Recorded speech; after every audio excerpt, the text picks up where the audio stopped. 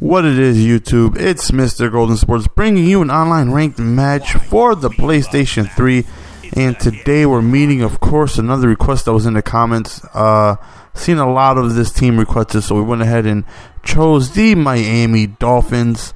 Really quickly, guys, I know the Virginity series is over. Seemed like you guys really liked, just hearing about my life and the experiences that I went through.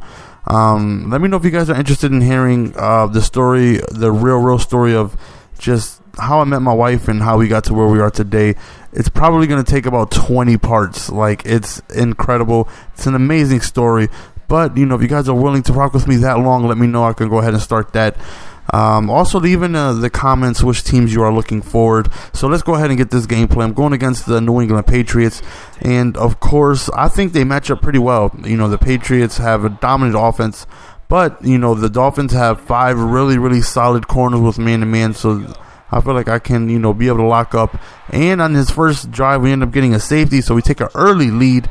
And on the offensive side of the ball, of course, I want to go ahead and just give it to Brandon Marshall as much as possible. He's such a monster.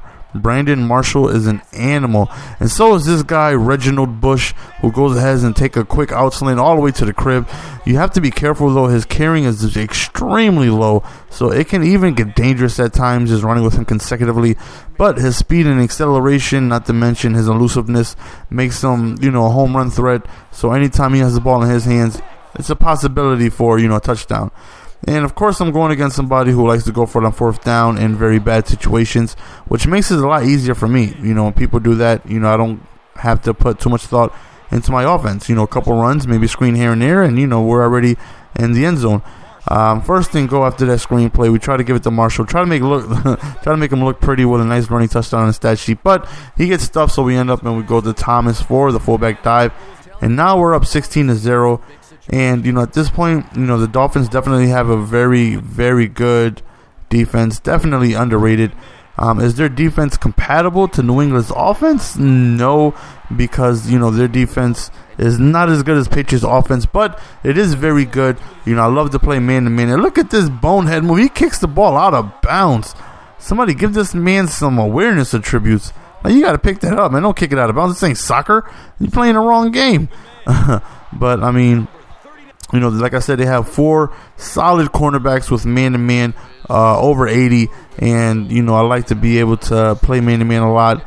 That way, if the team is good enough, everybody can be covered from about 0 to 4 seconds. And, anything longer than that gets difficult for a cornerback to go ahead and play man-to-man, with somebody for a long period of time.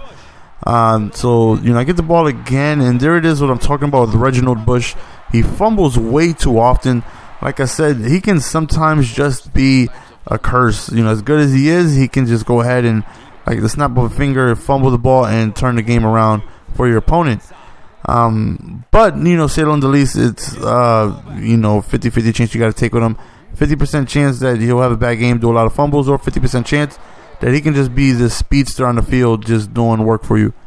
Again, his next possession, he's unable to score, turnover on downs.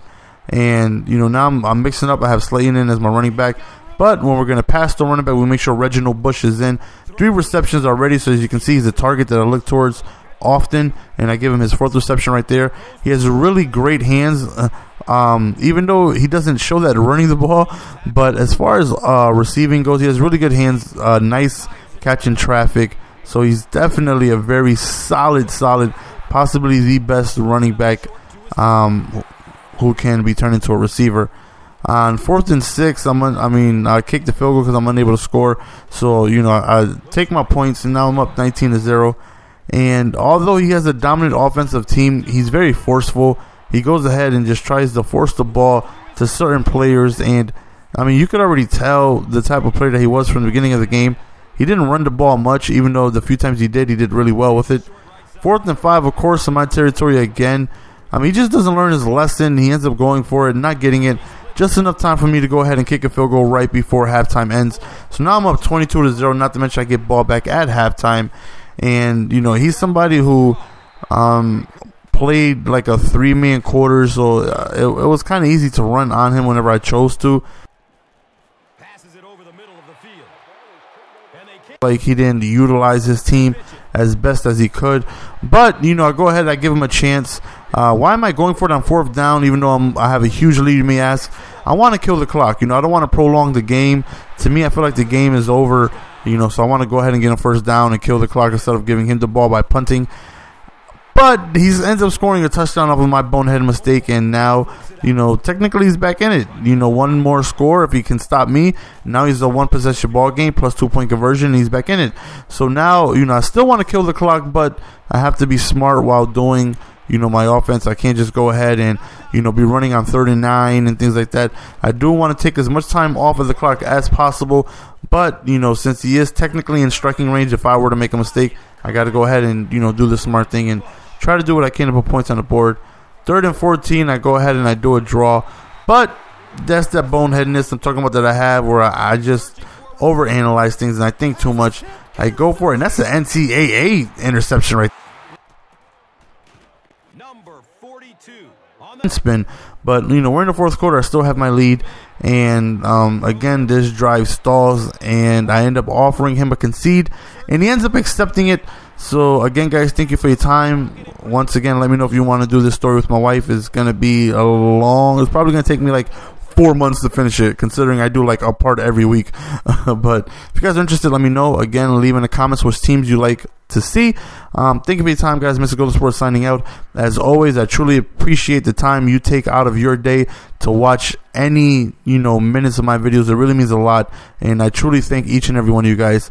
And hopefully you guys can keep coming back. Hopefully I'm entertaining enough. As always, MrGoldenSports signing out.